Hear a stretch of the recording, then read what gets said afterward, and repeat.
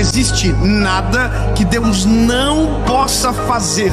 Então, ao invés de você pensar que Deus não te ouve, que Deus não te responde, que Deus não vai fazer, comece a declarar no nome de Jesus: o Deus que eu sirvo pode todas as coisas, porque tudo posso naquele que me fortalece. Eu não vou pregar um evangelho para você onde o extraordinário não se apresenta.